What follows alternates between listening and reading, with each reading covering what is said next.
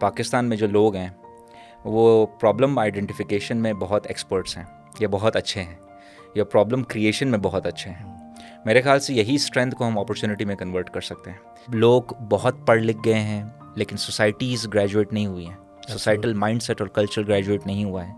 वहाँ काफ़ी ज़्यादा यंगस्टर्स फ्रस्ट्रेट हो जाते हैं, डिसअपॉइंट हो जाते हैं, और अगर वो एंटरप्रेन्योरशिप में जाना चाह रहे हैं और उनको इक्वालिटी ऑफ अपॉर्चुनिटीज़ ना मिले, जो उनका सबसे ट्रस्टेड एनवायरनमेंट है, जो कि एक हाउस होल्ड है, वहाँ पे उनको इंकरेजमेंट नहीं मिल रही और सपोर्ट नहीं मिल रहा, तो नेचुरली उसके फिर नेगेटिव इम्प्लीकेशंस होंगी।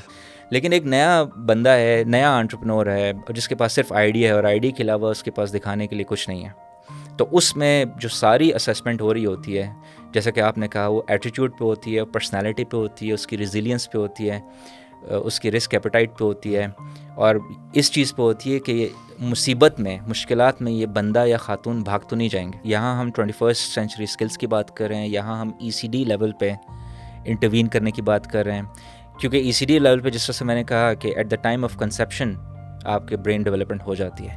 तो एंटरप्रेन्योरियल एजुकेशन की जब हम बात करें, वो सिर्फ चाइल्ड की नहीं कर रहे हैं बट पेरेंट्स की भी कर रहे हैं। डेवलपमेंट सीरीज़ के एक और पॉडकास्ट में हम आपके सामने हाजिर हैं। आज हम एक ज़बरदस्त टॉपिक पे बात करेंगे। हमारे साथ इमरान शम्स मौजूद हैं, entrepreneurship expert. Welcome Imran. Thank you Aamir. Pakistan में बहुत सारे मसाइल हैं। एंटरप्रेन्योरशिप की हम बात करेंगे, it's full of problems. Inflation है, इकोनॉमिक डाउनटर्न ख़त्म होने का नहीं नाम ले रहा है, and we are in a very bad shape as an economy. और एक ओवरऑल एक डिसअपॉइंटमेंट है, डिस्पेयर है लोगों में, which is natural because when economy goes down people start realising all that. तो ऐसे ही सूरत हाल में एंटरप्रेन्योरशिप के जो एक्सपर्ट हैं उनके लिए क्या challenges, how do you see how to create opportunities out of this challenge? मेरे ख्याल से एंटरप्रेन्योरशिप डिपेंड ही प्रॉब्लम्स पे करता है। जितने ज़्यादा प्रॉब्लम्स हैं उतनी ज़्यादा अपॉर्चुनिटीज़ हैं। एंटरप्रेन्योर हम कहते ही ऐसे बंदे या खातून और ऐसे इनिशिएटिव को जो कि प्रॉब्लम्स को सॉल्व कर सके, और जितना बड़ा साइज़ ऑफ द प्रॉब्लम होगा उतनी ही बड़ी मार्केट अपॉर्चुनिटी है। तो मेरे ख्याल से Pakistan being a country which is full of problems is precisely a country which is full of opportunities as well. और मेरे ख्याल से इसके अगर थोड़ा सा इसको इन एक पर्सपेक्टिव में देखें कि, और ये जनरली माना जाता है कि पाकिस्तान में जो लोग हैं वो प्रॉब्लम आइडेंटिफिकेशन में बहुत एक्सपर्ट्स हैं या बहुत अच्छे हैं या प्रॉब्लम क्रिएशन में बहुत अच्छे हैं। मेरे ख्याल से यही स्ट्रेंथ को हम अपॉर्चुनिटी में कन्वर्ट कर सकते हैं, क्योंकि जो बंदा या खातून प्रॉब्लम आइडेंटिफाई करने में या प्रॉब्लम एस्टिमेट करने में एक्सपर्ट है, वही प्रिसाइसली उसका सोल्यूशन ड्रॉ करने में भी बहुत यूज़फुल हो सकता है। तो मेरे ख्याल से पाकिस्तान में आज जो टाइम हमें देखना पड़ रहा है या जिस टाइम से हम गुज़र रहे हैं, ये precisely is the right time to promote entrepreneurship. So you say that कि पाकिस्तान के अंदर क्रिएटिविटी है, पोटेंशियल है, लोग प्रॉब्लम्स आइडेंटिफाई करते हैं, we have to give them a trajectory, pathway. बिल्कुल। तो पाथवे कैसे दिया जाए? मेरे ख्याल से पाथवे के 3 या 4 एंगल्स हो सकते हैं। तो एक तो ये कि मेरे ख्याल से एजुकेशन की बात, जब हम एंटरप्रेन्योरशिप की बात करते हैं तो एजुकेशन की बहुत कम लोग बात करते हैं। मेरे ख्याल से एंटरप्रेन्योरियल एटीट्यूड जो है, it boils down to at an individual level कि उसको ब्रॉट अप कैसे किया गया है, ये कैसे किया जाता है। तो and it starts at the level of ECD, early childhood education. कि ECD जो स्टार्ट होता है वो उस वक्त स्टार्ट होता है जब बच्चा पैदा भी नहीं हुआ होता।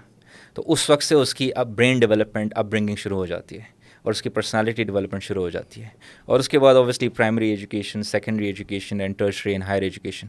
मेरे ख्याल से जो हमारा एजुकेशन सिस्टम है पाकिस्तान में, वो एंटरप्रेन्योरियल पर्सनालिटीज़ प्रोड्यूस नहीं करता। तो अगर एंटरप्रेन्योरशिप को हमने प्रमोट करना है तो सबसे पहले एजुकेशन को हमें टारगेट करना होगा एज ए सेक्टर।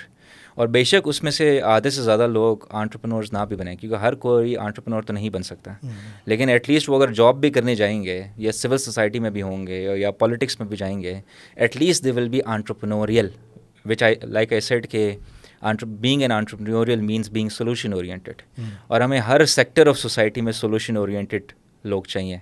तो मेरे ख्याल से एजुकेशन पहला इसका एक स्टेप है, एजुकेशन में एंटरप्रेन्योरियल एटीट्यूड को प्रमोट करना और ऐसी पर्सनालिटीज़ प्रोड्यूस करना जो कि सोल्यूशन ओरिएंटेड हो। दूसरा स्टेप मेरे ख्याल से ये है कि जब आप personalities, solution oriented personalities produce करना शुरू हो जाएं, अपने एजुकेशन सिस्टम में एडजस्टमेंट या अडेप्टेबिलिटी लाना शुरू हो जाएं, उसके बाद फिर इक्वालिटी ऑफ अपॉर्चुनिटी एक दूसरा एलिमेंट है जो कि गवर्नमेंट लेवल पे और सिविल सोसाइटी लेवल पे but also private sector institution के थ्रू प्रमोट की जा सकती है। और जब हम इक्वालिटी ऑफ अपॉर्चुनिटीज़ की बात करते हैं एक एंटरप्रेन्योर के लिए, तो वो फिर एक्सेस टू फाइनेंस का एलिमेंट उसमें आ जाता है, उसमें एक्सेस टू रेलेवेंट सर्विसेज जिसमें training, advisory, investment readiness, access to investment opportunities beyond commercial financial institutions और ट्रेडिशनल फाइनेंशियल इंस्टीट्यूशंस, क्योंकि जब कोई अपने नए आइडिया पे काम करता है, शुरू करता है, तो उसको काफ़ी पेशेंट फाइनेंसिंग की ज़रूरत होती है, long term subsidised risk free या रिस्क मिटिगेटिंग फाइनेंसिंग की ज़रूरत होती है, जो कि हमारी कंट्री में इतनी डाइवर्स बेसिस पे या मास लेवल पे अवेलेबल नहीं है। तो मेरे ख्याल से ये जो 3 स्टेप्स हैं या 2-3 स्टेप्स हैं, ये बड़े इंपॉर्टेंट हैं एंटरप्रेन्योरशिप को प्रमोट करने के लिए पाकिस्तान में।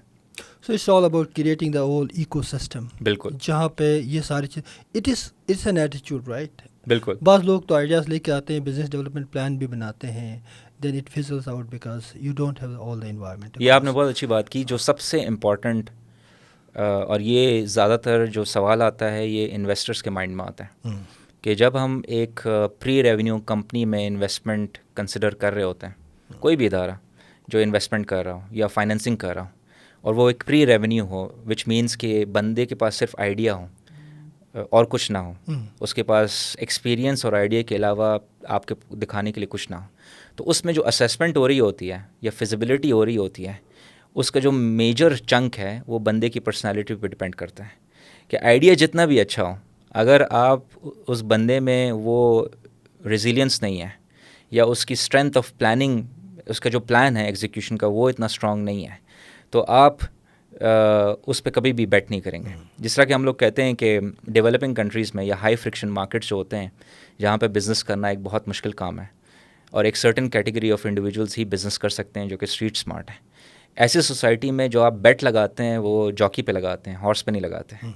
और ख़ास तौर पे जो प्री रेवेन्यू कंपनीज़ होती हैं, क्योंकि पोस्ट रेवेन्यू कंपनीज़ में तो उनके पास एक हिस्ट्री होती है रेवेन्यूज़ की, आपको बिज़नेस में दिखाने के लिए इन्वेस्टर को प्रोफाइल होती है, आपके पास एक ट्रैक्शन होती है, आपके पास एक रिकॉर्ड होता है, और उसकी बेसिस पे आप एक इन्वेस्टर को या एक आपकी फैमिलीज़ में से बेशक कोई पैसे क्यों ना लगा रहा हो, आप उसको कन्विंस कर सकते हैं। लेकिन एक नया बंदा है, नया एंटरप्रेन्योर है, जिसके पास सिर्फ आइडिया है और आइडिया के अलावा उसके पास दिखाने के लिए कुछ नहीं है, तो उसमें जो सारी असेसमेंट हो रही होती है, जैसा कि आपने कहा, वो एटीट्यूड पे होती है, पर्सनालिटी पे होती है, उसकी रेजिलियंस पे होती है, उसकी रिस्क एपेटाइट पे होती है, और इस चीज़ पे होती है कि मुसीबत में, मुश्किलात में ये बंदा या खातून भाग तो नहीं जाएंगे, पिवट तो नहीं कर जाएंगे। अगर पिवट बिज़नेस स्पेस में ही करते हैं तो ज़बरदस्त है, क्योंकि एक आइडिया से दूसरे बिज़नेस आइडिया में शिफ्ट होना कोई बुरी बात नहीं है, ये कांस्टेंट इटरेटिव प्रोसेस है। लेकिन मुश्किलात फेस करके आपने बिज़नेस या एंटरप्रेन्योरशिप बिल्कुल ही छोड़ देना, वो एक रिफ्लेक्ट करता है एक ऐसे एटीट्यूड को जो बिल्कुल ही रेजिलिएंट नहीं है और फिट नहीं है एक बिज़नेस वेंचर को लॉन्च करने के लिए। It's again as you said well कि एजुकेशन बहुत इम्पोर्टेंट है। बिल्कुल, अर्ली लाइफ में जब पर्सनालिटी बिल्ड हो रही होती है, पर्सनालिटी डेवलपमेंट का पूरा ट्रेट है, it's all about personality building, right. It's all about starting point वही है। हाँ, तो solution oriented when identifying problems and going for the solution, बिल्कुल, and then resilience and all बिल्कुल। और सोल्यूशन आइडेंटिफाई करने के लिए भी आपको एक आई चाहिए जी। हर कोई सोल्यूशन, इवन प्रॉब्लम आइडेंटिफाई करने के लिए एक ऐसी अपॉर्चुनिटी को आप आइडेंटिफाई कर रहे हैं, एक ऐसे प्रॉब्लम को आइडेंटिफाई कर रहे हैं जो कोई और देख नहीं पा रहा। और इसमें भी 2 सेगमेंट्स आपके आ जाते हैं, एक नीड बेस्ड प्रॉब्लम्स हैं जो कि लोगों की एसेंशियल नीड्स हैं, एक वांट्स हैं। वांट्स को आइडेंटिफाई करना इतना मुश्किल नहीं है, क्योंकि वांट्स वो तो ख्वाहिशात हैं ना, ख्वाहिशात हैं, और लोग कॉशियस होते हैं अपनी ख्वाहिशात का। आप मार्केट रिसर्च करेंगे, लोग आपको बता भी देंगे कि ये हमारी ख्वाहिशात हैं और हमारी विलिंगनेस टू पे ये है वगैरह। नीड्स के अंदर असेस करना इसलिए मुश्किल होता है क्योंकि बहुत सारे ऐसे सॉल्यूशंस आपके पास मार्केट में हैं। फॉर एग्जांपल फेसबुक की बात करें, अगर हम ये सोचें कि मार्क ज़करबर्ग ने Facebook design as a solution design करने से पहले लोगों से जाके पूछा होगा कि उनकी नीड्स क्या हैं, और वो लोग कॉन्शियस होंगे कि हमें एक फ़ेसबुक जैसा सोल्यूशन चाहिए, तो वो कभी भी ये नहीं बताते नीड असेसमेंट के हमें कैसे फ़ेसबुक जैसा सोल्यूशन चाहिए, बिकॉज़ वो अनफोर्सीन है। लेकिन मार्क ज़करबर्ग ने एक चीज़ बहुत अच्छी की, वो ये की कि वो लोगों की नीड्स उनसे बेहतर समझा अपने हार्वर्ड के अंदर हॉस्टल में, क्योंकि वहाँ से उसने स्टार्ट लिया, और वो ये समझा कि students like to connect, students like to showcase, they like visibility, they want to recognition, they want to demonstrate what they have done well. और उस कोर ह्यूमन एस्पिरेशन को वो लोगों से बेहतर समझा इन स्टूडेंट लाइफ, और उसकी बेसिस पे एक सोल्यूशन उसने डिज़ाइन किया. तो मेरे ख्याल से ये बहुत ही कम लोग, जैसा कि मैं पहले कह रहा था, प्रॉब्लम आइडेंटिफिकेशन में ये बहुत कम लोग आइडेंटिफाई कर सकते हैं, और ख़ास तौर पे एक ऐसा प्रॉब्लम जिसका massive, which leads to massive opportunities, just like Facebook, जो कि एक डिस्ट्रप्टिव अपॉर्चुनिटी थी पूरी दुनिया के लिए. यानी जो ह्यूमन कनेक्शन वाला जो एलिमेंट है उसको कम्प्लीटली उसने डिस्टर्ब कर दिया. तो वो बहुत कम लोग कर सकते हैं, और इसीलिए इसमें पर्सनालिटी डेवलपमेंट और ख़ास तौर पे जो आपने कहा एजुकेशन का बहुत बड़ा फैक्टर है. अच्छा, बाद लोगों का ये आर्गूमेंट भी आता है ना कि यार कुछ लोग जेनेटिकली प्रीडिस्पोजिशन उनमें है, जी, they are entrepreneurial genius, you know, entrepreneurially genius. जी. तो I don't know, it is nurturing as well और it is all about something beyond our nurturing. देखिए, मैं साइंटिस्ट तो नहीं हूँ, ना ही मेरी इस, लेकिन इस एंटरप्रेन्योरशिप में आप हैं, तो लिहाजा आप बिल्कुल. तो मेरे ख्याल से इसको इस तरह से मैं बयान करूँगा कि जैसे हमने ECD की बात की, अर्ली चाइल्डहुड एजुकेशन की, जब बच्चा कंसीव होता है उसी वक्त की उससे उसकी ब्रेन डेवलपमेंट हो जाती है. और अगर वो एक बिज़नेस फैमिली में पैदा हुआ है तो उस वक्त से उसी इन्वायरमेंट में, इवन उस टाइम से कि जब वो कंसीव हुआ है, उसकी ब्रेन डेवलपमेंट शुरू हो जाती है, और वो एक एंटरप्रेन्योरियल माइंड सेट में है और एंटरप्रेन्योरियल फैमिली में है, और इवन एक बिज़नेस फैमिली में है, जो कि पिछली 2-3 जनरेशन से बिज़नेस फील्ड में है, बिज़नेस में हैं. तो नेचुरली उस बंदे की पर्सनालिटी मोर एंटरप्रेन्योरियल होगी.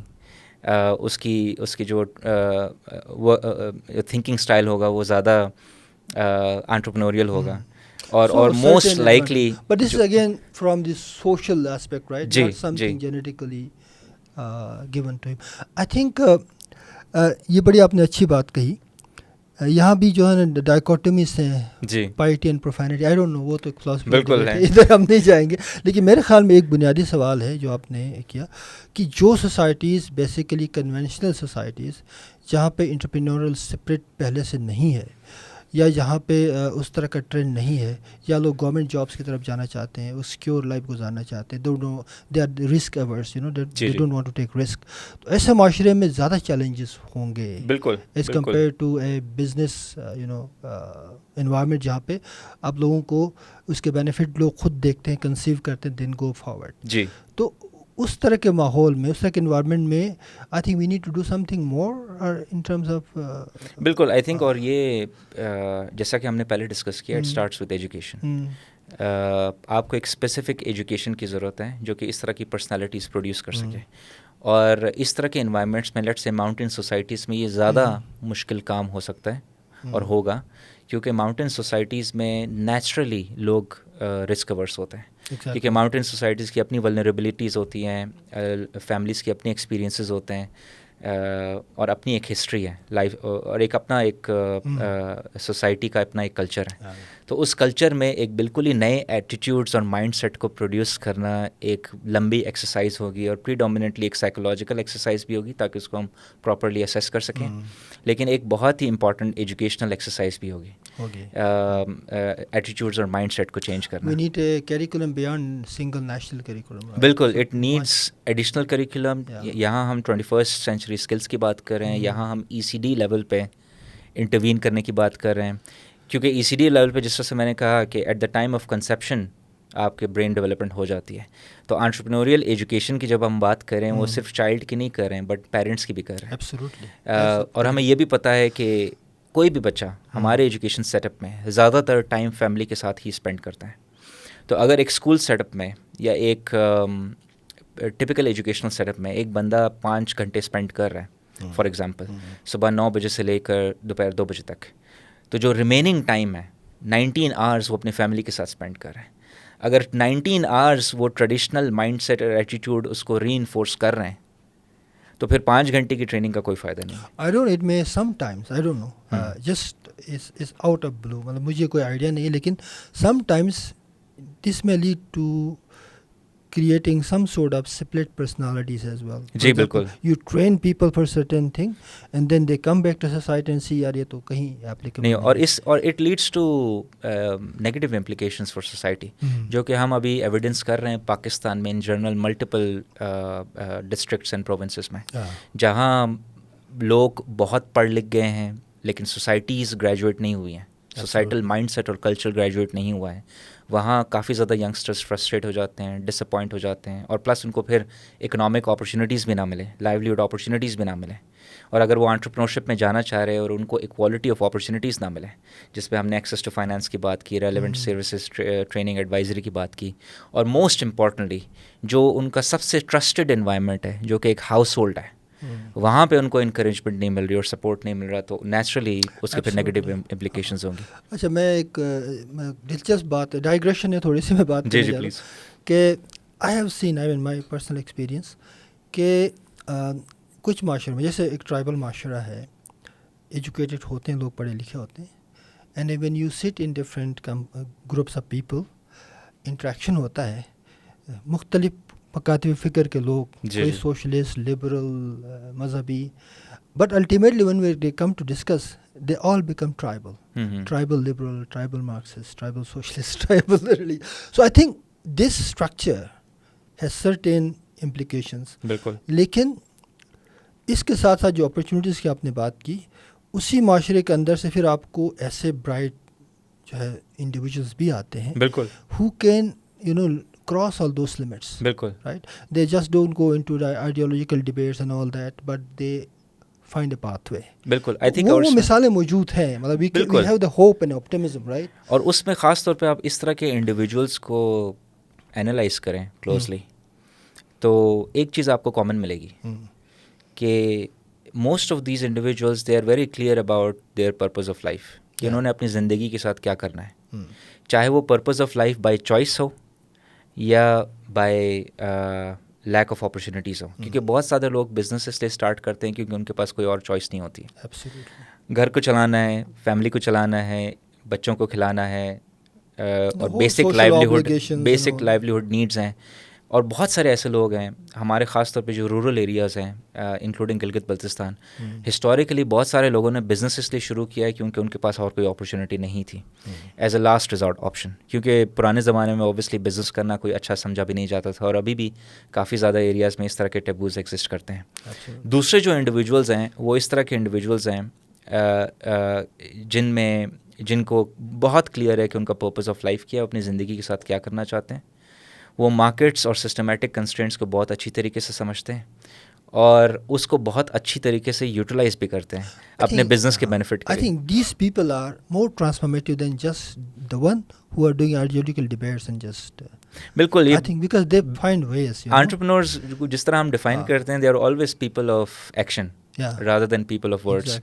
उर्दू में मेरे ख्याल से इसकी मल्टीपल इंटरप्रिटेशन है एंटरप्रेन्योरशिप की, लेकिन या एंटरप्रेन्योर की, लेकिन एक जो वर्ड जो बार बार यूज़ किया जाता है वो है करंदाज.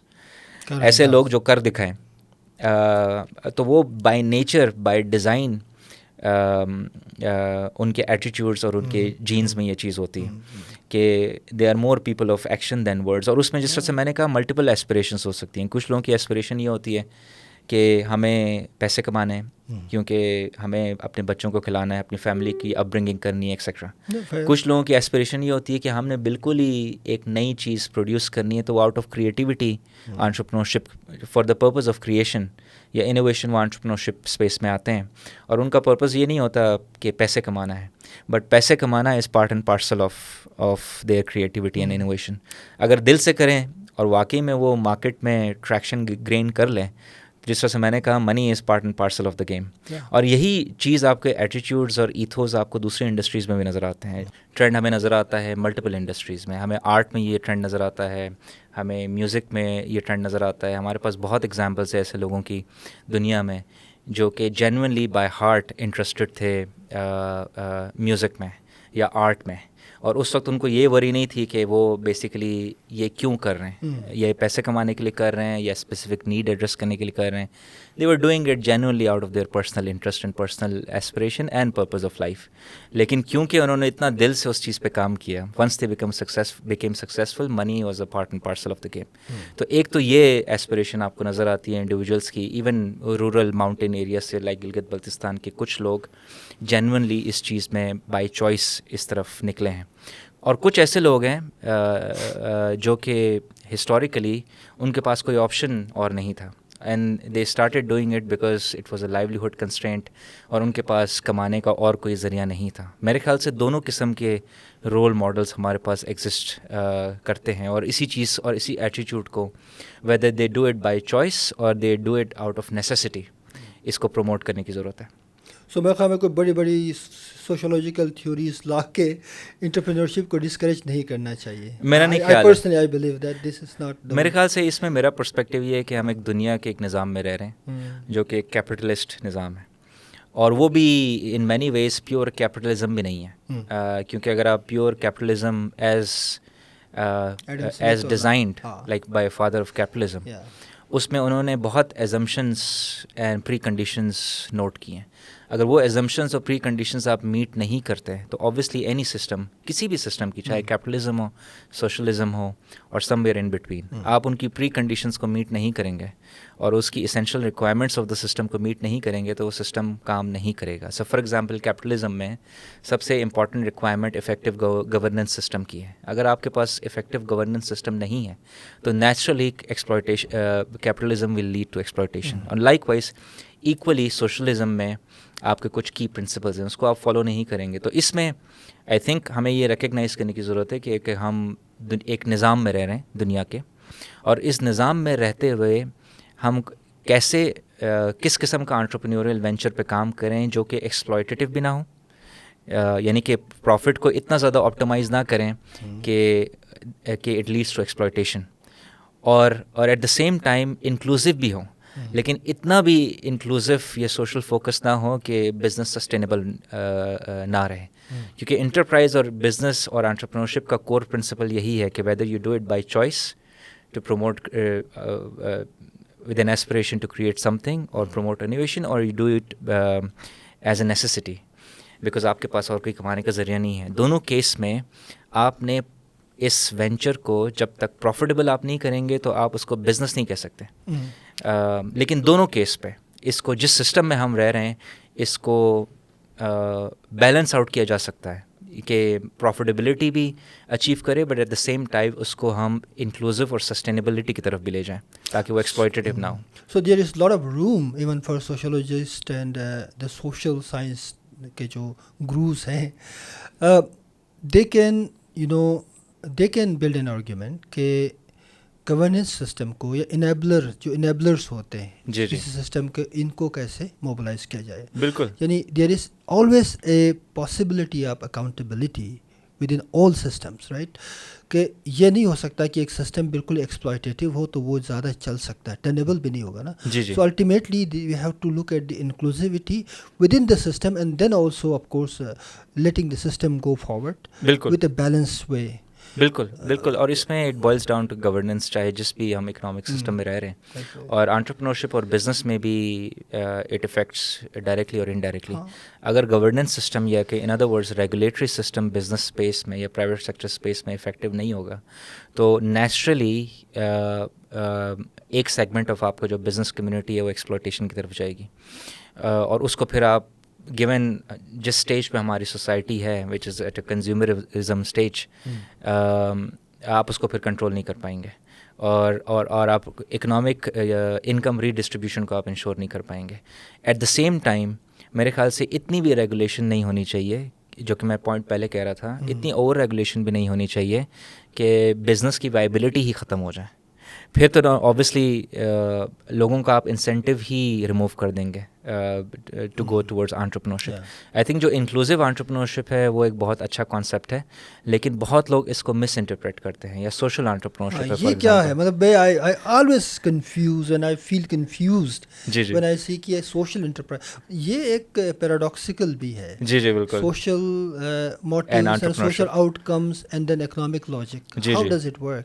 अच्छा, ये एक बहुत ही आपने बिल्कुल सही आइडेंटिफाई किया। ये अगर इसको प्रॉपरली हम डिफ़ाइन ना करें तो ये पैराडॉक्सिकल भी हो सकता है, और इसको अगर हम पिन डाउन नहीं करें तो इसकी मिस इंटरप्रिटेशन भी हो सकती है। मेरे ख्याल से जो इंक्लूसिव एंटरप्रेन्योरशिप है, इसका मतलब ये, या सोशल एंटरप्रेन्योरशिप है, इसका मतलब ये नहीं है कि सिर्फ a certain segment of business, यानी कि जो बाय एंड लार्ज जो आपका ऐसे बिज़नेस हैं जो कि प्रॉफिटेबिलिटी को मैक्सिमाइज़ करते हैं, या कि जो भी बिज़नेस है जो प्रॉफिटेबल है वो सोशल नहीं हो सकता। मेरे ख्याल से जो भी बिज़नेस है जो कि प्रॉफिटेबल है वो जॉब्स भी क्रिएट करता है ऑन ए सस्टेनेबल बेसिस, वो सप्लाई चेन इफ़ेक्ट भी क्रिएट करता है, वो ये भी इंश्योर करता है कि उसके प्रोडक्ट एंड सर्विसेज उसके क्लाइंट्स तक पहुँचे।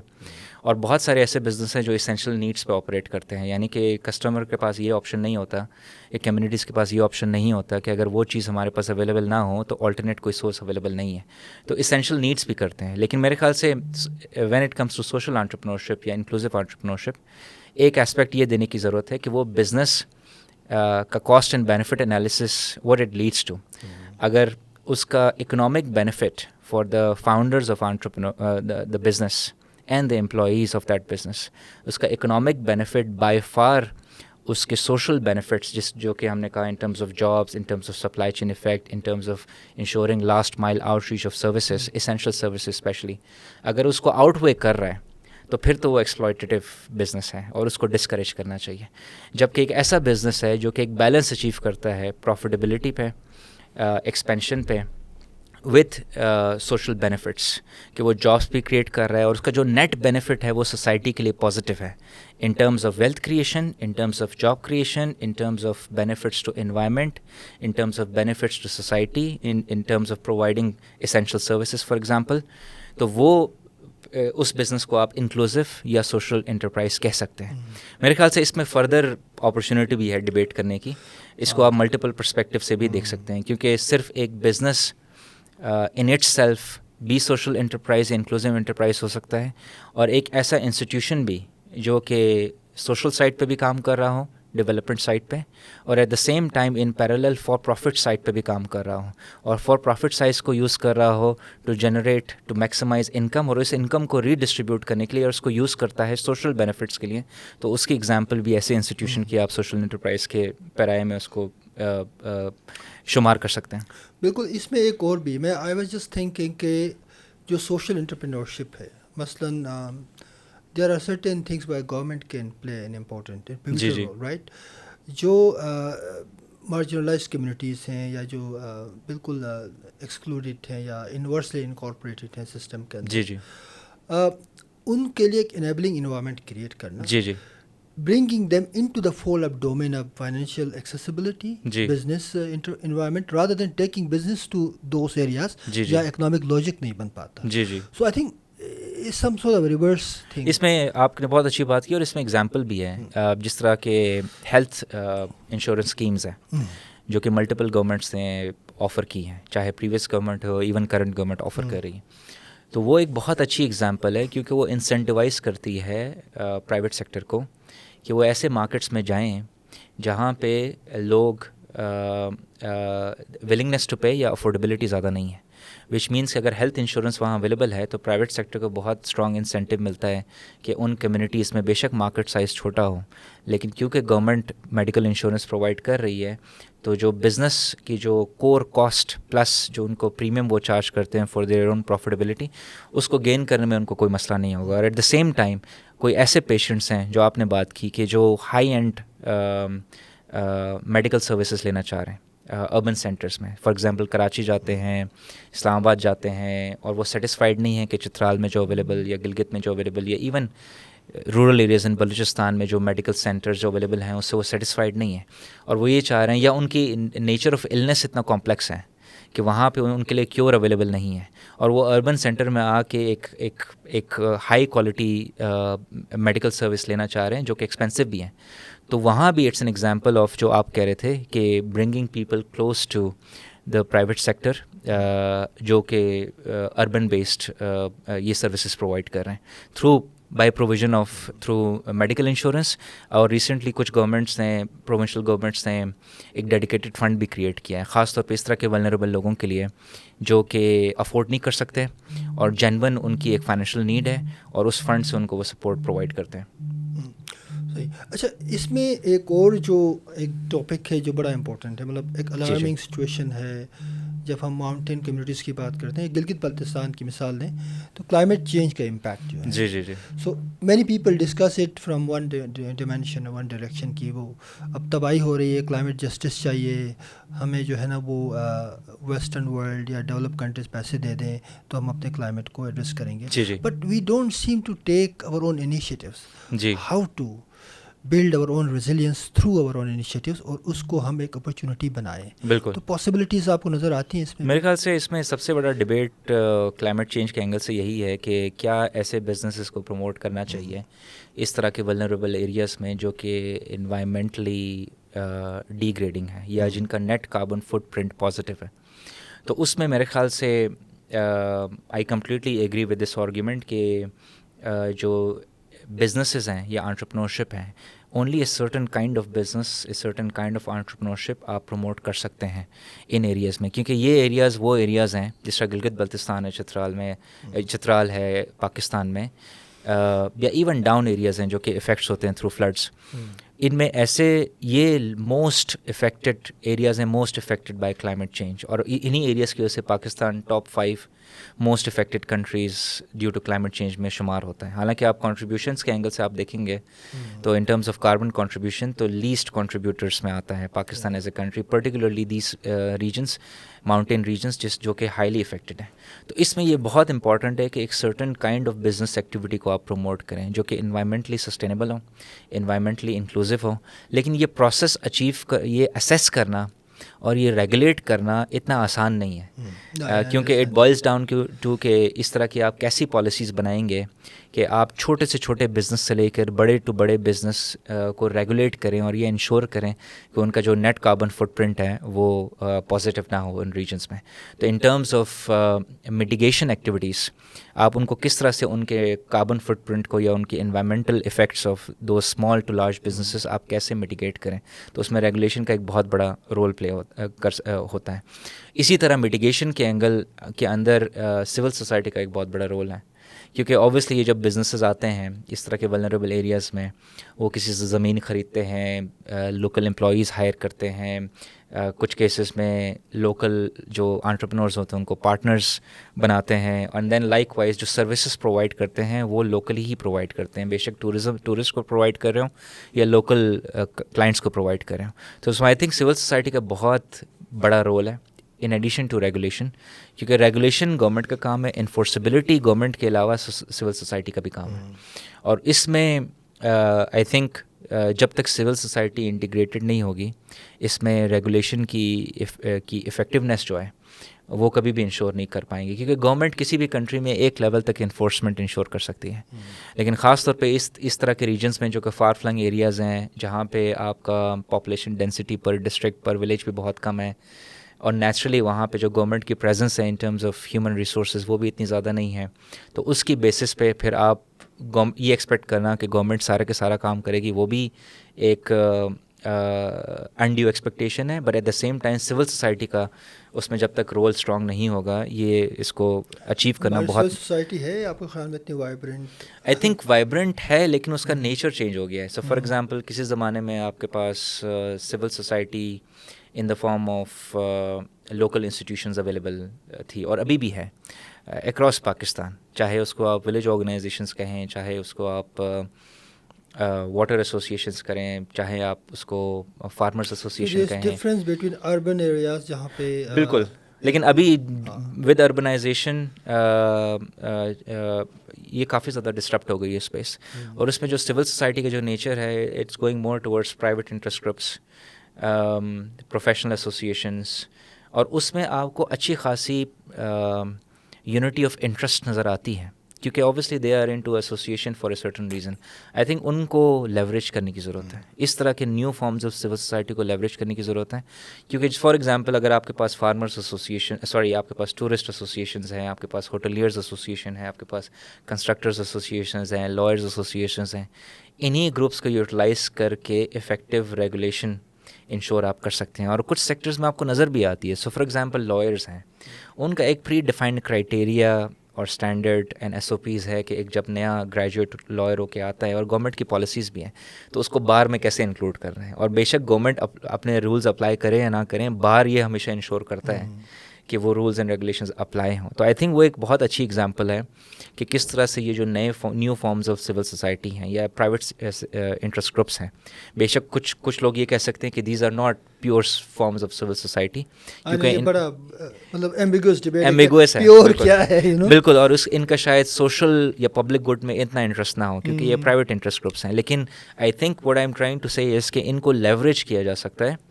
टू इंश्योर के मल्टीपल सेक्टर्स में, और हम क्योंकि बिजनेस स्पेस या एंटरप्रेन्योरशिप की बात कर रहे हैं, a certain form of regulation को और उसकी इन्फोर्सेबिलिटी को, ख़ास from the perspective of environmental sustainability, inclusivity, making sure कि जो बिजनेसेस वहाँ सेटअप होते हैं, चाहे लोकल बंदे सेटअप कर रहे हैं या फॉरेनर्स कर रहे हैं या पीपल फ्रॉम अदर प्रोविंसेस कर रहे हैं, वो एक सर्टेन इंक्लूसिव वे में वहाँ ऑपरेट करें। अब इसका मतलब ये बिल्कुल नहीं है कि उन बिजनेसेस से आप ये एक्सपेक्ट करें कि वो बिज़नेस करना छोड़ दें। यानी कि अगर आप कहना शुरू हो जाएं कि ये प्रॉफिट्स कमा रहे हैं, तो any business which is not earning profits is not a business. Then it becomes an NGO or a civil society institution. तो I think इसको environmental sustainability और inclusive business का मतलब ये नहीं है कि आप business से ही expect करें या founder से ही expect करें कि वो profits कमाना छोड़ दें। ये ऐसी ही बात है काम शुरू करें। ये ऐसी ही बात है कि जिस तरह जो बंदा जॉब कर रहा है उससे आप ये expect करें कि वो सैलरी ना ले, क्योंकि उसका जो नेट प्रॉफिट है आउट ऑफ द जॉब वो तो सैलरी ही है। और ठीक है, हाँ, I mean essentially excluding his और हर पर्सनल एक्सपेंसेस जो वो सेव कर रहा है at the end of the month, net of all expenditure, तो वो उसकी प्रॉफिट है। इसी तरह एक बिज़नेस का प्रॉफिट है, अगर उसको आप एक्सक्लूड कर देंगे या उससे आप एक्सपेक्ट करेंगे कि वो इन्वायरमेंटल सस्टेनेबिलिटी और सोशल इंक्लूसिविटी को प्रायोरिटाइज करे ओवर प्रॉफिटेबिलिटी, तो ये नहीं होगा। और on the other side of the spectrum ये भी नहीं हो सकता कि वो सिर्फ ये भी नहीं होने चाहिए कि वो सिर्फ प्रॉफिटेबिलिटी को ऑप्टिमाइज करे और बाकी चीज़ें भूल जाए। आई थिंक बैलेंस ढूंढने की ज़रूरत है, खासतौर पे इन रीजन्स में। I think we also need to rethink the whole notion of civil society itself. यानी सिविल सोसाइटी कोई ऐसा ट्रेडिशनल प्लेटफॉर्म तो नहीं है, अभी there are multiple, but we can not say that कि ये जो इंटरेस्ट ग्रुप है, बिजनेस ग्रुप है, ये सिविल सोसाइटी नहीं है, it is part of civil society. बिल्कुल, सारे लोग हैं and they are a part of this is the space बिल्कुल where different actors come and play their role. अब उन एक्टर्स के रोल को कैसे कंस्ट्रक्टिवली बिल्ड किया जा सकता है for a larger solidarity, social cohesion and also for the development and prosperity of the. बिल्कुल, और इसमें जिस तरह से मैंने कहा, अगर ये हमने इफेक्टिवली अचीव कर लिया तो इस तरह के वल्नरेबल रीजन्स में इंक्लूसिव एंटरप्रेन्योरशिप और इंक्लूसिव बिजनेस एक्टिविटी को रेगुलेट करने में बहुत इफेक्टिव ये रोल प्ले कर सकता है। This is also an opportunity कि यहाँ पर ग्रीन सॉल्यूशंस की तरफ आप जा सकते हैं। बहुत सारी चीज़ें, हम सेक्टर्स पे बात नहीं करेंगे, लेकिन एक बात ये है कि there is something that a lot of things can be done। बिल्कुल, क्रिएटिविटी हो, थोड़ा सा उसमें इमेजिनेशन का इन्वेस्टमेंट भी हो और सारी बिल्कुल थिंकिंग इसमें शामिल हो, तो ये तो बड़ा एक एरिया है। लेकिन अभी हमने देखा कि पाकिस्तान के अंदर जो सबसे बड़ा चैलेंज आ रहा है, कि बलूचिस्तान समेत हर जगह, कि हम वो जो बेसिस हैं जहाँ से एंटरप्रेन्योरशिप का एक होना चाहिए, एक नर्सरीज होनी चाहिए, जिसको ट्रेडिशनल, आई डोंट नो लफ्ज़ इंक्यूबेशन ठीक है गलत, ये सब कुछ लोग इस्तेमाल करते हैं। तो दो स्पेसेस नीड टू बी स्ट्रेंथन्ड। एक तो अपने एजुकेशन की बात की पहले, जी बिल्कुल, उसके अलावा भी बहुत सारे काम करने के हैं। मसलन हम ये देखें कि एक बहुत बड़ा disconnect industry, business environment and then the academic जो तरीक़ाकार है हमारा एक ट्रेडिशनल, यानी हम वो जो नसाब पढ़ाते हैं जो फ़िरौन के दौर का है गालिबन ना, बहुत पुराना, तो उसमें फिर ये भी हो सकता है कि there has to be some sort of space within civil society which can talk about these things। मुझे अभी ज़्यादा जो है ट्रेडिशनल सिविल सोसाइटी में इस पे कोई बात नहीं करता। बिल्कुल। कुछ लोग बात करते हैं हाँ होना चाहिए, लेकिन वो रिसर्च तक रहते, रिसर्च और पॉलिसी का कनेक्शन होना चाहिए। लेकिन ये जो बड़ा इशू है, गैप है, उस पर भी देखें ना, सिविल सोसाइटी को बात करनी चाहिए। बिल्कुल। और इसमें ख़ास तौर पे जो मैं स्पेसिफिक इसमें एक टर्मिनोलॉजी यूज़ करता हूँ कि इसमें बहुत सारे अननोन नोन्स हैं जिसके बारे में बात करने की ज़रूरत है, ख़ास तौर पे एंटरप्रेन्योरशिप स्पेस में, क्योंकि एंटरप्रेन्योरशिप अपॉर्चुनिटीज़ को प्रमोट करती है, but at the same time जो ऑर्गेनाइजेशंस और जो लोग इन्वॉल्व हैं सर्विस प्रोविज़न में टू प्रमोट एंटरप्रेन्योरशिप, उस सेक्टर में और उस सेगमेंट में इटसेल्फ बड़े बहुत ज़्यादा मसले हैं। और उसमें जिस तरह से आपने कहा कि एक बहुत बड़ा इसमें एक जॉब है, द लेवल ऑफ जॉब जो हम पहले बात कर रहे थे, इट्स ह्यूज, क्योंकि हम एजुकेशनल सिस्टम चेंज करने की बात कर रहे हैं, एक पर्टिकुलर माइंडसेट प्रमोट करने की बात कर रहे हैं, particular way of working promote करने की बात करें, एक रेजिलिएंट माइंडसेट प्रमोट करने की बात करें, इन एसेंस हम पूरा एक कल्चर चेंज करने की बात कर रहे हैं। तो इसमें इट्स अ ह्यूज जॉब, लेकिन अनफॉर्चुनेटली इस स्पेस में आपको बहुत कॉन मैंस भी नज़र आते हैं या कॉन वुमेंस भी नज़र आती हैं। I think Pakistan entrepreneurship space is full of, there is a good side to it, क्योंकि ये सर्विसेज इंट्रोड्यूस हो रही हैं एंड गवर्नमेंट भी इंट्रोड्यूस कर रही है और प्राइवेट सेक्टर और डेवलपमेंट साइड भी इंट्रोड्यूस कर रही है, लेकिन इसमें बहुत मसाइल भी हैं। और मैं कुछ एग्जांपल्स आपको दूंगा। सो फॉर एग्जांपल, इंक्यूबेशन का ऑब्जेक्टिव ये होता है, and incubation is the term which has been drawn from the poultry sector, कि आप एक एग को एक मशीन में रखते हैं जिसको इंक्यूबेटर कहते हैं, जब तक चिक एग तोड़ के बाहर नहीं आएगी तो जॉब इज़ नॉट डन। तो इंक्यूबेशन का ऑब्जेक्टिव होता है to create new companies.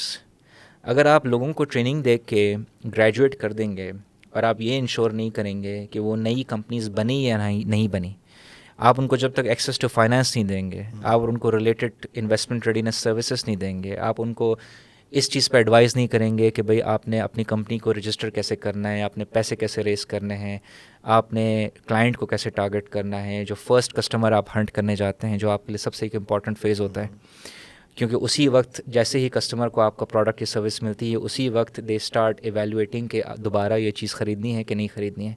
And small localities में या ऐसे कस्टमर्स जो कि वर्ड ऑफ माउथ पे बिलीव करते हैं, फॉर एग्जांपल फूड इंडस्ट्री है जिसमें वर्ड ऑफ माउथ पे बहुत लोग बिलीव करते हैं और रिव्यूज़ और ब्लॉग बेस्ड बहुत ज़्यादा, खासतौर पर अर्बन स्पेस में, वहाँ पे तो आपको you have to be super conscious कि जो फर्स्ट कस्टमर एक्सपीरियंस है वो बहुत अच्छा हो, क्योंकि आपको पता है उसी कस्टमर ने वर्ड ऑफ माउथ की बेसिस पे आपके सर्विसेज को प्रमोट करना है। तो यहाँ पे अनफॉर्चुनेटली बहुत ज़्यादा ऐसी ऑर्गेनाइजेशंस हैं जो इंक्यूबेशन का जो कोर पर्पज़ है वो अचीव नहीं करती। And obviously I am not taking any names and of the institutions, ये एक प्रीडोमिनेंट ट्रेंड है, हर कोई ऐसा नहीं है, बट प्रीडोमिनेंट ट्रेंड है कि वो कोर पर्पस भूल जाते हैं जो कि इंक्यूबेशन का है। इसी तरह एक्सेलरेशन है, एक्सेलरेशन प्रीडोमिनेटली आप पोस्ट रेवेन्यू कंपनीज के साथ करते हैं जो ऑलरेडी रेवेन्यू जनरेटिंग हो, और उसका ऑब्जेक्टिव ग्रोथ होता है, growth in revenues, top line and bottom line, which is growth in profitability. और उसमें बहुत सारी ऐसी चीज़ें जो हमने बात की इंक्लूसिविटी के एंगल से, कि एनवायरमेंटल सस्टेनेबिलिटी आ जाती है, सोशल इंक्लूसिविटी आती है, it's a part and parcel. लेकिन ये कोर ऑब्जेक्टिव है ग्रोथ एक्सेलरेशन का। अगर वो बिज़नेस एक्सेलरेशन की एंड में, प्रोग्राम की एंड में ग्रोथ नहीं अचीव कर पा रहा, तो देन आपका ऑब्जेक्टिव अचीव नहीं हुआ। लेकिन हम बहुत ज़्यादा इस तरह के एक्सेलरेशन प्रोग्राम्स देखते हैं मार्केट में जो कि ये ट्रैक ही नहीं करते कि business towards the end of the program या even after graduation for a reasonable time period, अगर आपने 3 महीने का प्रोग्राम दिया तो एटलीस्ट आप पोस्ट प्रोग्राम 6 महीने बिज़नेस को ट्रैक करें टू इसेंशली जज कि आपके एक्सेलरेशन प्रोग्राम जिसका पर्पस ग्रोथ अचीव करना था, बिज़नेस को इनेबल करना था कि वो ग्रोथ अचीव करे, वो उसने अचीव किया है या नहीं किया है। और ख़ास तौर पे अगर वो वही ग्रोथ अचीव कर रहा है जो आपकी सर्विस की बजाय भी उसने अचीव करनी थी, इन अदर वर्ड्स के इंडस्ट्री बेंचमार्क उस सेगमेंट ऑफ स्टार्टअप्स के लिए वही ग्रोथ है जो आपके बिज़नेस ने आपकी सर्विस अचीव करने के बाद अचीव की है, तो फिर तो आपकी कोई कंट्रीब्यूशन नहीं है। आइडियली ये होना चाहिए कि आपकी एक्सेलरेशन प्रोग्राम के एंड में उसने वो ग्रोथ अनलॉक की हो या अचीव की हो जो कि उसके रेलेवेंट इंडस्ट्री बेंचमार्क से बहुत ज़्यादा है, एटलीस्ट 1.5 टाइम्स ज़्यादा है, तो वो आप that you can call essentially incremental contribution, value addition, etc. और उसको then you can gauge later on through robust studies के क्या ये impactful है भी कि नहीं है. तो I think इस तरह के जो conmans हैं, and then I can take it further. अब इसके अंदर ये क्यों इस तरह से होता है? क्योंकि इसलिए होता है क्योंकि आपकी इंक्यूबेशन में बहुत सारे ऐसे लोग भरे हुए हैं जो कि अपने आप को इन्वेस्टर कहते हैं, लेकिन उन्होंने कभी भी ज़िंदगी में कोई इन्वेस्टमेंट नहीं की होती है. कुछ तो अपना एंजल इन्वेस्टर जो एंजल इन्वेस्टर करते हैं, और एंजल इन्वेस्टर की का मतलब ही यही होता है कि they are suppose to work, they are suppose to be angelic, which means कि उनको पैसे जो देने हैं बिज़नेस को वो पेशेंट कैपिटल होना चाहिए, वो सब्सिडाइज्ड होना चाहिए, या इवन वो angel investor in the form of advice दे रहे हैं और वो उसके अगेंस्ट स्वेट एक्विटी ले रहे हैं, तो वो भी एंजेलिक होनी चाहिए, विच मीन्स के it should be for the benefit of the business, it should not be return oriented. और ठीक है, बाद में बिज़नेस ग्रो करे और जब बिज़नेस की अपसाइड हो तो एंजल इन्वेस्टर भी बेनिफिट करे, वो डिज़र्व करता है या करती है. लेकिन आपकी स्पेस में बहुत सारे ऐसे एंजल इन्वेस्टर्स भरे हुए हैं जिन्होंने they never operate in an angelic way. और इसी तरह आपकी एंटरप्रेन्योरशिप स्पेस में पूरे पाकिस्तान में ऐसे बहुत लोग भरे हुए हैं जो कि अपने आप को मेंटोर्स कहते हैं, मोटिवेशनल स्पीकर्स कहते हैं, बट उनके बैकग्राउंड में आप डिग करें तो it's very difficult to find the relevant experience, and most importantly उनके पास कम्युनिकेशन स्किल्स बहुत अच्छे होते हैं, कंटेंट नॉलेज नहीं होती है. और क्योंकि पाकिस्तान में प्रोसेस और हैंड्स ऑन एक्सपीरियंस नहीं होता है, जो आप वाली बात है कि हैंड्स ऑन एक्सपीरियंस के बगैर आप लोगों को किस तरह से मेंटोर कर सकते हैं. और mentorship is a private affair. It's like preaching someone without having any experience in it. और मेंटोरशिप तो एक ऐसी टर्मिनोलॉजी है, सामने वाला बंदा आपकी मेंटोरशिप उसी वक्त एक्सेप्ट करता है जब आप पे वो ट्रस्ट करता है, डेमोन्स्ट्रेट आपने करना होगा और डेमोन्स्ट्रेट करना है. अगर आपके पास हिस्ट्री ऑफ, चलें ठीक है आप फर्स्ट टाइम स्टार्ट करें, आपके पास हिस्ट्री नहीं है, कोई बात नहीं, history of making people successful through your mentorship, कोई बात नहीं, क्योंकि नए लोग आते हैं, नए मेंटोर्स मार्केट में आते हैं, आपके पास एटलीस्ट हैंड्स ऑन एक्सपीरियंस होना चाहिए. अगर आपने वो चीज़ खुद नहीं की है या आप वेल रिसर्च नहीं है, बेशक अगर आपने खुद ना की हो, तो फिर आप किस बेसिस पे लोगों को मेंटरिंग कर रहे हैं. और इसी तरह ये प्रॉब्लम डिलेमा कॉनमैन का एंटरप्रेन्योरशिप स्पेस एंटरप्रेन्योर्स में भी है. बहुत सारे ऐसे समझ पॉलिटिक्स में यहाँ भी तो बड़े लोग हैं. बिल्कुल, बहुत सारे ऐसे एंटरप्रेन्योर्स हैं जो कि जिन्होंने कभी बिजनेस रन भी नहीं किया, ना कभी उन्होंने बिजनेस स्टार्ट किया है. कंसल्टिंग फर्म्स को एंटरप्रेन्योरशिप कहना एक मज़ाक़ खेज़ बात है. और अनलेस उसमें एक एलिमेंट ऑफ इनोवेशन हो, क्रिएटिविटी हो और स्केलेबिलिटी हो, अगर ये चीज़ें उसमें नहीं हैं तो एक कंसल्टेंट अपने आप को, या कंसल्टिंग फर्म्स फॉर एग्जांपल अपने आप को एंटरप्रेन्योर कहें, दे आर रियली इन्फ्लुएंशियल, वो अपना एक कॉन्स्टिट्यूएंसी बिल्ड कर इस तरह करते हैं कि people get influenced by them. और इसमें मैं टू बी ऑनेस्ट, अगर आप मुझसे पूछे ना कि आप इस चीज़ के लिए ब्लेम किसको करेंगे, मैं इन कॉनमैन्स को ब्लेम नहीं करता, मैं उनको ब्लेम करता हूँ जो झांसे में आ जाते हैं. बिकॉज एक स्टूपिड बंदे को ही बंदा स्टूपिड बना सकता है. ऐसा ही है. एक जो डिफ्रॉड होने के लिए तैयार है उसी को बंदा डिफ्रॉड कर सकता है. तो it boils down to the capacity of the clients they are serving. I think clients should be more knowledgeable, more selective, और उनको ज़्यादा ड्यू डिलिजेंस करनी चाहिए कि जिस बंदे से मैं मेंटोरशिप ले रहा हूँ या जिस खातून से मैं मेंटरिंग ले रहा हूँ, क्या उसके पास कोई कैपेसिटी है मुझे मेंटरिंग करने की. अगर वो असेस नहीं करेंगे तो उनका जो कॉन्सिक्वेंसेस है, negative consequences, they will bear after few years. I know there is some element of greed है. तो आई सी कि कुछ लोग इस तरह के मोटिवेशन स्पीकर होते हैं और कुछ इस तरह के कंसल्टेंट भी मौजूद हैं जी, जो कहते हैं हम आपको 5 साल के अंदर इतना अमीर बनाएंगे कि आप पूरी दुनिया पर राज करें. मतलब इस तरह के आपको नैरेटिव्स नज़र आते हैं. अगर तो उन्होंने ग्रीड का एलिमेंट भी है ना, ये कहीं ना कहीं से they exploit, but they are smart, right. अगर तो उन्होंने ये किया है किसी के लिए तो नो हार्म, कोई मसला नहीं है. अगर वो डिमॉन्स्ट्रेट करते हैं ये कैपेसिटी कि वाकई में उन्होंने ये किसी लाइक एक्चुअली किया है एंड जिसके लिए किया है वो एट्रीब्यूट करते हैं उसके साथ, तो फिर तो देयर इज़ नो हार्म. क्योंकि हमारे स्पेस में ऐसे बहुत सारे लोग हैं जो सिर्फ बिजनेस पैसे कमाने के लिए करते हैं, विच इज़ फाइन. ठीक है, हम उसको अनफॉर्चुनेट कह सकते हैं बिकॉज हमने इंक्लूसिव एंटरप्रेन्योरशिप की बात की है, इंक्लूसिव बिजनेस स्पेस की बात की है, बिज़नेस की बात की है, जो कि पाकिस्तान की ज़रूरत है. लेकिन चलें, अगर एक बंदा कह रहा है कि मैंने ये अचीव किया है और आपको ये लगता है कि making money is an important part of doing business, जो कि बहुत ज़रूरी है। पैसे प्रॉफिटेबिलिटी के बगैर you can't even call A business. तो उस पर्टिकुलर चीज़ के लिए आप उससे अगर सर्विस लेते हैं और बाकी चीज़ें इंक्लूसिविटी वगैरह के बारे में आप ख़ुद इंश्योर करते हैं कि मेरा बिज़नेस इंक्लूसिव हो, तो देन इट्स फाइन। लेकिन कहने की बात इसमें सवाल इसमें जो इम्पोर्टेंट वो ये है, जो कि चेक करने की ज़रूरत है कि वाकई में उसके पास डिमॉन्स्ट्रेटेड कैपेसिटी है या नहीं है। और इस स्पेस में ऑब्वियसली बहुत ज़्यादा जिस तरह से हमने कहा डिफ्रॉडिंग है।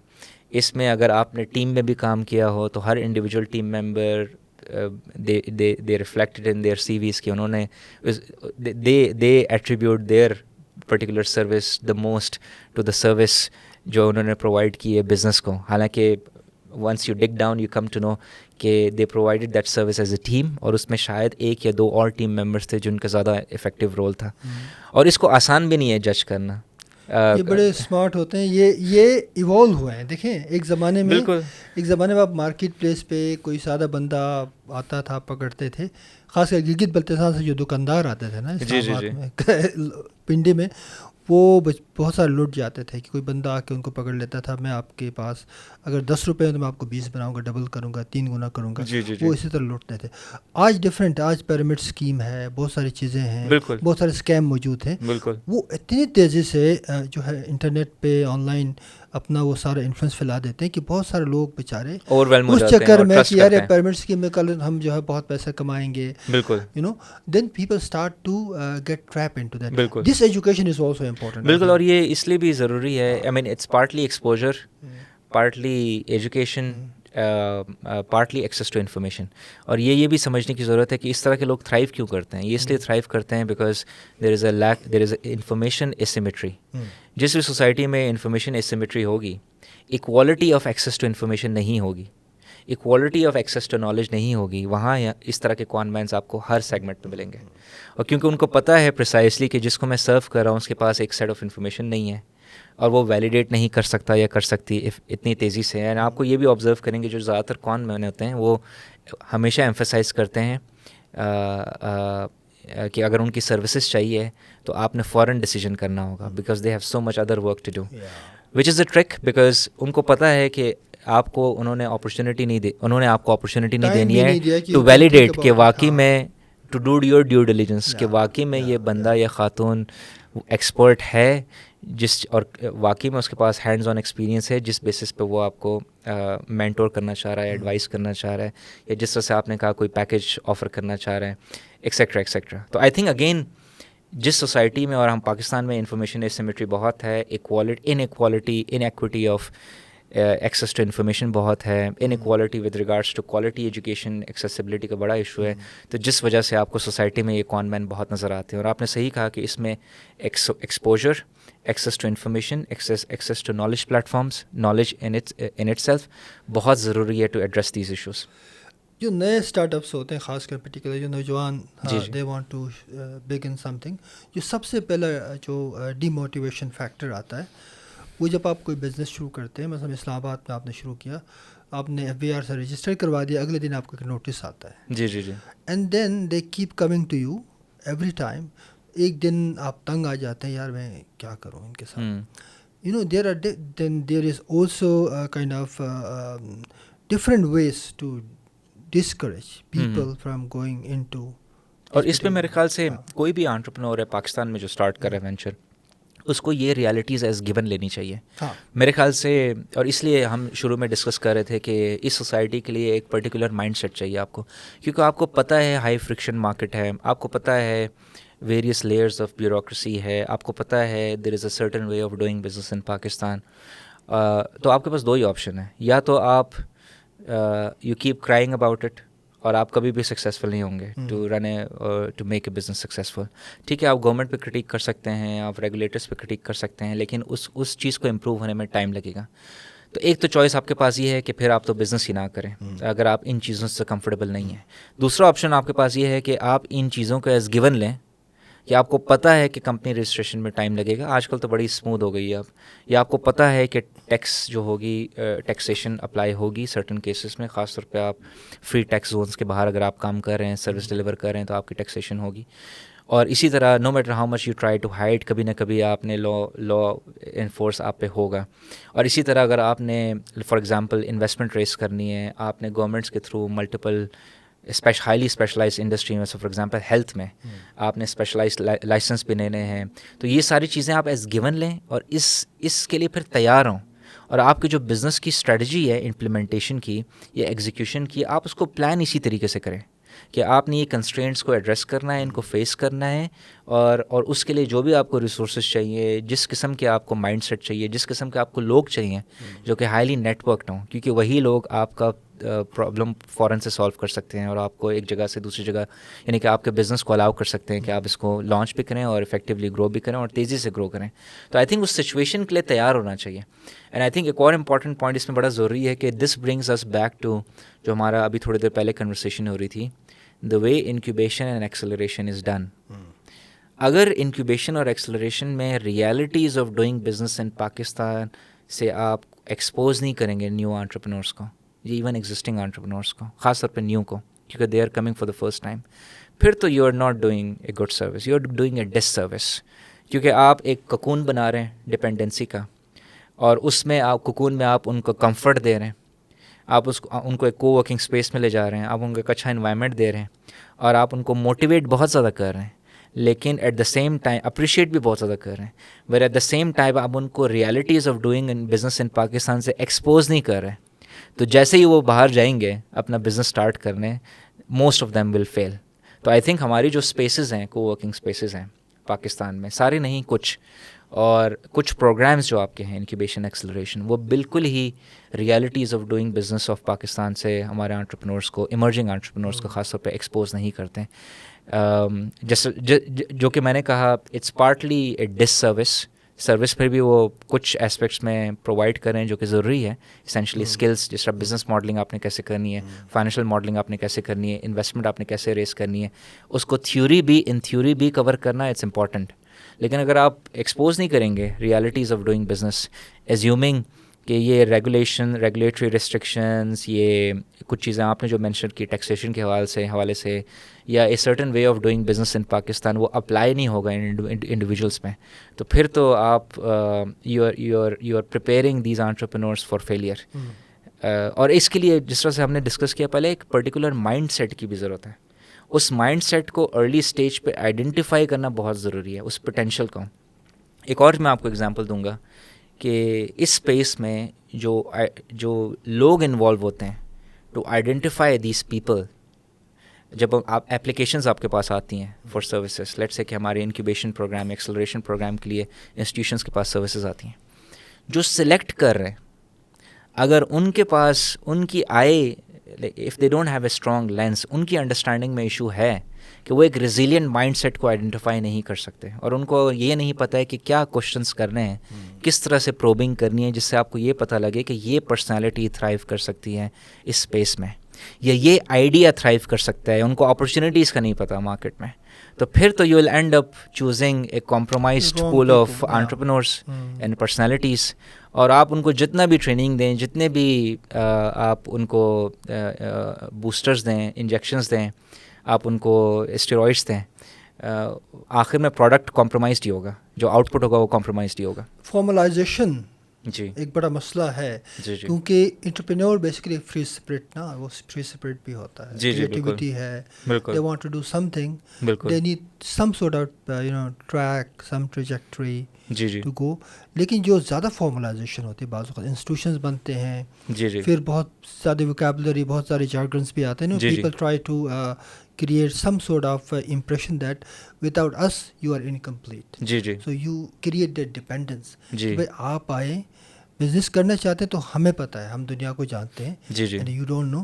So, you know, this sort of strict formalization is also sometimes I think I depend upon what is formalization. नहीं, आप बिल्कुल सही कह रहे हैं, क्योंकि ये जो फॉर्मलाइजेशन है एक स्टेज के बाद मैटर करती है। सो फॉर एग्जांपल, अगर आपको एक्सटर्नल इन्वेस्टमेंट रेस करनी है साइजेबल, तो उसके लिए फॉर्मलाइजेशन इंपॉर्टेंट है। आपने कंपनी रजिस्टर करनी है, आपने लाइसेंस लेना है, उसके बगैर कोई भी इन्वेस्टर आपकी कंपनी में, आपने गवर्नेंस सिस्टम इन प्लेस करना है, आपने share holder agreement in place करना है। बहुत लोग ये समझते हैं कि कंपनी रजिस्टर करना ही काफ़ी होता है इन्वेस्टमेंट रेस करने के लिए, हालांकि share holder agreement is an important element. फिर आपने इन्वेस्टमेंट रेडीनेस के थ्रू गुजरना है और आपको उस इन्वेस्टर को कन्विंस करना है कि चाहे आज मैं हूँ, चाहे कल कोई और आए, कोई और बंदा हो इस बिज़नेस में, कोई और फाउंडर हो, आपकी इन्वेस्टमेंट सिक्योर है। तो वो कॉन्फिडेंस देने के लिए आपको फॉर्मलाइजेशन की तरफ जाना पड़ता है। लेकिन ज़रूरी नहीं है कि ऐसे बहुत सारे बिज़नेस हैं जो कि अपने कैश फ्लो बेस पे बिज़नेस रन करते हैं और उसको ग्रो भी करते हैं, और बेशक एक्सटर्नल इन्वेस्टमेंट या इन्वेस्टर को वो रेज़ ना करें। Financial institution, small scale credit societies और इवन फैमिली बेस्ड वो पैसे रेस करके बिज़नेस को रन करते हैं। तो उस पर ज़रूरी नहीं है कि एक स्टेज तक आप बिज़नेस को फॉर्मलाइज़ करें। और इसमें ये वाला एलिमेंट भी ज़रूरी है, क्योंकि हम इंक्यूबेशन प्रोग्राम्स, एक्सेलरेशन प्रोग्राम्स और को वर्किंग स्पेस की बात कर रहे थे। और आपकी बात से मैं बिल्कुल एग्री करूँगा कि एक बिज़नेस की जो बेस्ट जो ट्रेनिंग हो सकती है पाकिस्तान में, वो स्ट्रीट्स में हो सकती है। और ऐसी स्ट्रीट्स में हो सकती है जहाँ पे वो लोग बिज़नेस कर रहे हैं जिनको ना कभी ज़िंदगी में ट्रेनिंग मिली है, ना ज़िंदगी में एडवाइज़री मिली है, और कैपिटल भी उन्होंने फ्रेंड्स एंड फैमिली से लेकर बिज़नेस स्टार्ट किया है। वहाँ सबसे ज़्यादा नॉलेज अवेलेबल है हाउ टू डू बिज़नेस इन पाकिस्तान। मैं ये नहीं कह रहा हूँ इंक्यूबेशन, एक्सेलरेशन और कोवर्किंग स्पेसेस को बंद कर देना चाहिए। मेरा कहने का मतलब ये है कि incubation, acceleration and coworking spaces को और जो भी रिलेटेड एंटरप्राइज सपोर्ट प्रोग्राम है उसको एक strong element of exposure to उनको लोगों को स्ट्रीट स्मार्ट बनाने की ज़रूरत है, एंड देयरफॉर उनको मार्केट के करीब ले जाने की ज़रूरत है। बिल्कुल कॉमन सेंस भी है, और उसमें एक अप्रेंटिसशिप का एलिमेंट बहुत इंपॉर्टेंट है, ख़ास तौर पे प्री रेवेन्यू कंपनीज़ में। अगर एक बंदा आपके पास आया जिसके पास बहुत ज़बरदस्त आइडिया है, ये खातून आई है, लेकिन उसके पास रिक्वायर्ड एक्सपीरियंस नहीं है, और उसके पास कोई सब्जेक्ट मैटर एक्सपर्टीज़ भी नहीं है, और उसके पास टीम में ऐसे लोग भी नहीं हैं जो जिनके पास ये नॉलेज या एक्सपर्टीज़ हो, और वो ये भी विलिंग नहीं है ये एक्सप्लोर करने के लिए कि वो एक ऐसा पार्टनर लेके आ जाए या ऐसा को फाउंडर लेके आ जाए जिसके पास एक एक्सपीरियंस हो। फिर तो instead of giving them any support, you need to push them back कि ठीक है आपका आइडिया ज़बरदस्त है, but first stage is not converting this idea into a business. पहला स्टेज इसका ये है कि आप रेलेवेंट इंडस्ट्री में 2-3 महीने का अप्रेंटिसशिप यानी कि रेलेवेंट जॉब करके आए, क्योंकि उस इंडस्ट्री में आप जॉब करेंगे तो आपको उस इंडस्ट्री के ख़ास तौर पे एक सिमिलर बिज़नेस के अंदर उसकी फाइनेंशियल्स का अंदाज़ा होगा, उसके क्लाइंटेल का अंदाज़ा होगा, उसके मार्केट का अंदाज़ा होगा, उसकी बेसिक इकोनॉमिक्स का अंदाज़ा होगा। आपको पता लगेगा कि किस प्रोडक्ट में ज़्यादा मार्जिन हैं, किस प्रोडक्ट में कम मार्जिन है। आपने एक फॉर एग्जांपल रेस्टोरेंट में आपका इंटरेस्ट है, आप रेस्टोरेंट आपने कैसे सेटअप करना है, रेस्टोरेंट की इकोनॉमिक्स क्या होती हैं, आपको किस किस्म के फूड इंट्रोड्यूस करने हैं, सप्लाई चेन क्या है। तो बेसिकली वो 2 या 3 महीने का अप्रेंटिसशिप प्रोग्राम आपको उस एक्सपोजर से लेकर, और ये ख़ास तौर पे एक किस्म के एंटरप्रेन्योर्स के लिए रेलेवेंट होता है, जिस तरह का मैंने कहा, जिसके पास एक आइडिया तो बहुत अच्छा है लेकिन उसके पास ना कोई एक्सपीरियंस है, ना उसके पास कोई सब्जेक्ट मैटर नॉलेज है। एटलीस्ट टीम में अगर एक शेफ़ भी हो जो कि बहुत अच्छा खाना बनाता है तो फिर अप्रेंटिसशिप की ज़रूरत नहीं है।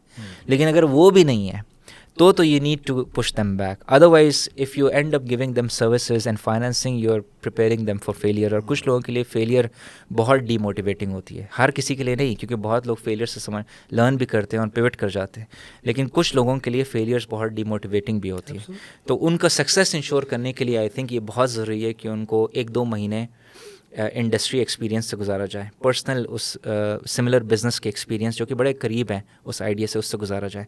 And it also links with the other discussion we are having कि उनको स्ट्रीट्स की तरफ पुश करने की ज़रूरत है, to make them street smart, ताकि उनको बेहतर अंडरस्टैंडिंग हो कि बिज़नेस कैसे ऑपरेट करता है पाकिस्तान में, लोग सिमिलर स्पेस में क्या कर रहे हैं, ताकि वो कीनली उस चीज़ को ऑब्जर्व करें, and then they come back with a better plan, better idea and a better team. Right.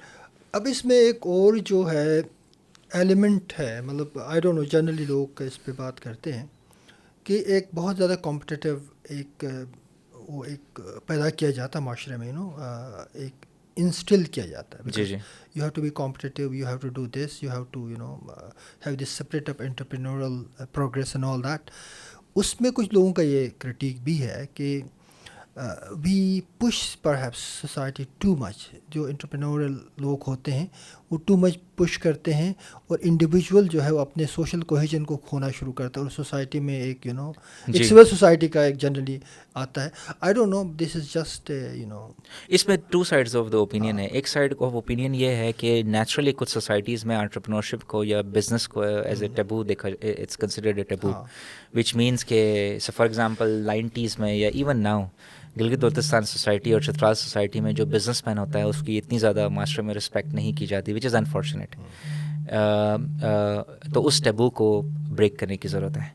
तो उसमें सिविल सोसाइटी का रोल ये बनता है कि ज़्यादा इंक्लूसिविटी दिखाएं ऐसे लोगों और की इस तरफ. टैबू को रीइंफोर्स करते हैं कुछ इवन इंटेलेक्चुअल्स भी. बिल्कुल बिल्कुल. और वो एक बहुत अनफॉर्चुनेट, आई मीन अनफॉर्चुनेट है. और गिवन कि हमने कुछ अर्लियर डिस्कशन किया है कि हो सकता है उसमें से बहुत सारे लोग हों वो बाय चॉइस बिजनेस की तरफ नहीं गए हों, बाय नेसेसिटी गए हों, यानी कि उनके पास कोई और ऑप्शन ना हो for having a good livelihood.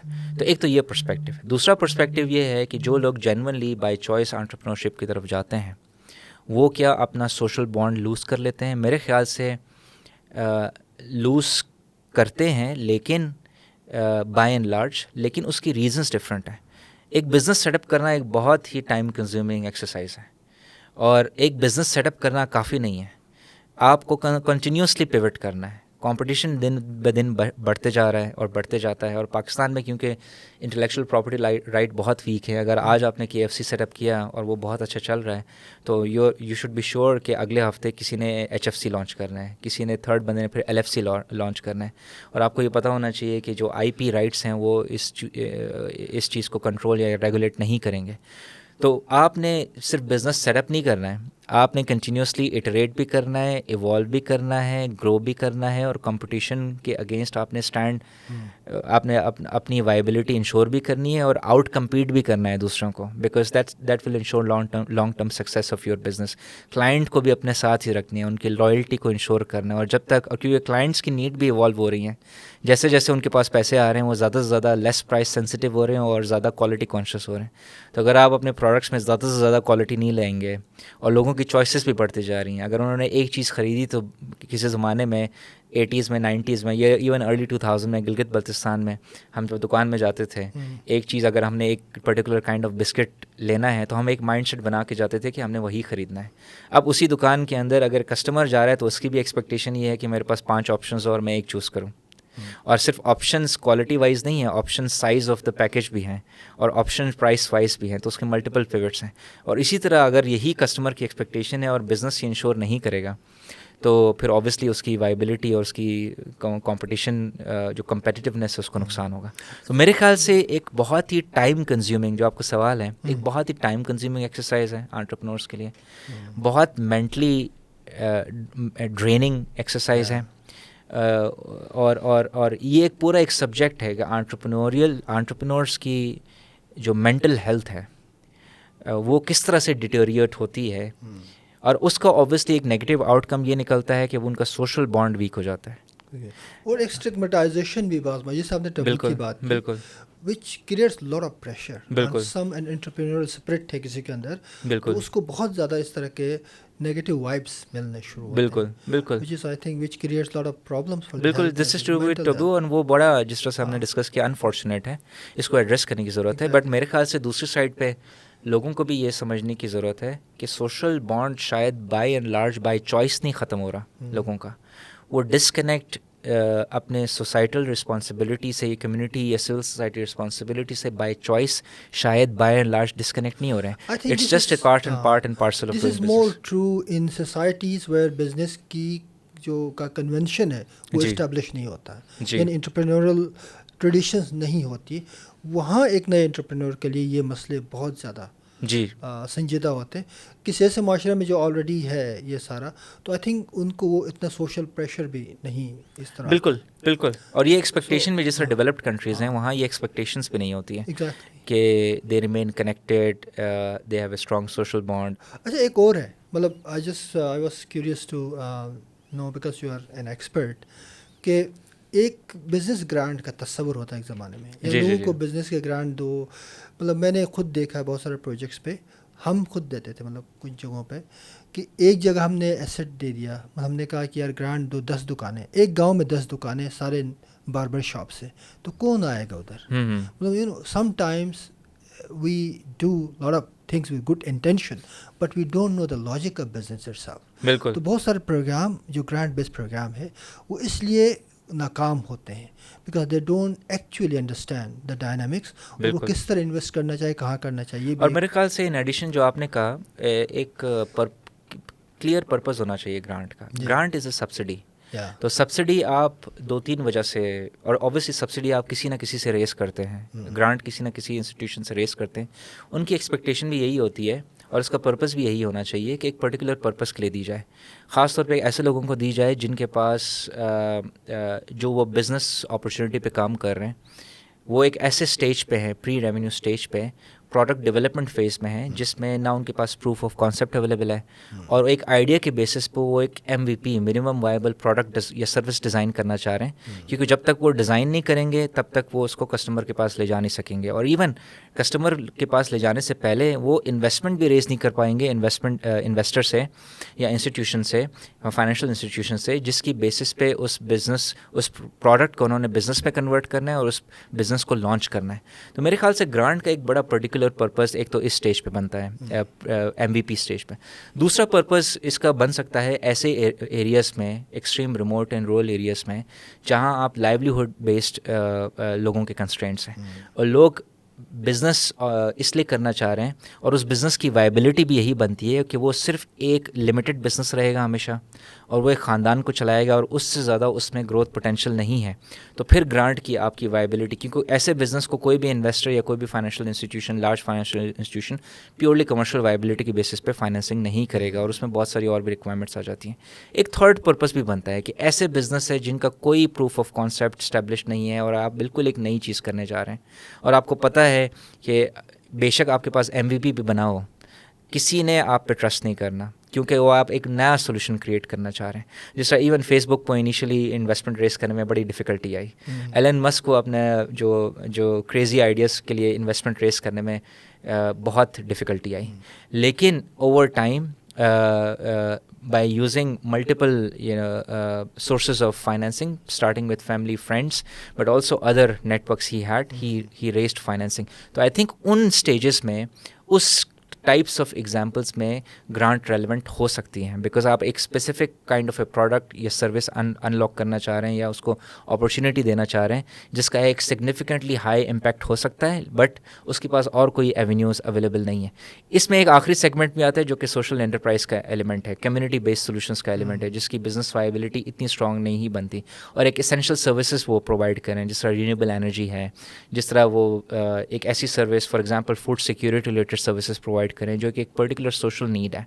तो उसमें ग्रांट का एक एलिमेंट बन सकता है. सस्टेनेबल बिजनेस मॉडल बिल्कुल. और उसमें लाइक आई सेड, इसका क्रक्स यही है कि एज लॉन्ग एज आपका पर्पस क्लियर हो, तो ग्रांट देना बुरा नहीं है, बट आप इसको कम्प्लीमेंट योर बिजनेस इन अ वे, बिल्कुल, कि वो उसको आगे बढ़ाने में मदद दे, वो टोटल ग्रांट बेस्ड. बिल्कुल. लेकिन आपकी बात से मैं एग्री करता हूँ कि इसको हम मास स्केल पे हम नहीं कर सकते for every business type, every stage, every kind of business idea, क्योंकि then that will lead to dependency syndrome, और वो आप एक ऐसे बिजनेस मॉडल को प्रमोट कर रहे हैं और ऐसी हैबिट्स को प्रमोट कर रहे हैं जो कि बाद में वो बिजनेस जब कमर्शियल स्पेस में जाएगा, इन्वेस्टमेंट रेस करें, तो वो कभी भी वायबल, या इवन कमर्शियल मार्केट में मार्केट बेस्ड इंटरेस्ट रेट या रिटर्न रेट्स की बेसिस पे इन्वेस्टमेंट रेस करने जाएगा, तो वो कभी भी वायबल नहीं होगा.